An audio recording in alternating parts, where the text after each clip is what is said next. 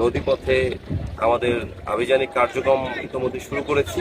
আমরা কোম্পানিগঞ্জ, ছাতক, দোয়ারাবাজার এই নৌ রুটটা আমাদের দায়িত্বপূর্ণ এলাকার মধ্যে। এখানে চোরাচালান, চাঁদাবাজি এবং অনেক সময় ডাকাতির তথ্যও আছে। এগুলো নিরসনকল্পে আমরা ইতিমধ্যে আমাদের অভিযান চালু রেখেছি এবং আমরা সফলভাবে ইতিমধ্যে এটা করতে পেরেছি। চাঁদাবাজি অনেকটাই কমে গেছে এই পথে, তো এটাকে আমরা একদম জিরো লেভেলে নিয়ে আসতে চাই। সেটার জন্য আমাদের প্রচেষ্টা অব্যাহত আছে। তারই একটা অংশ হিসাবে আজকে আমরা এই যে একটা মহড়া অনুসরণ করলাম। তো আপনারা দেখলেন এখানে আমরা ফায়ার করে একটা জিম্মি করা বলগেট দস্যুর হাত থেকে উদ্ধার করার অনুশীলন করলাম।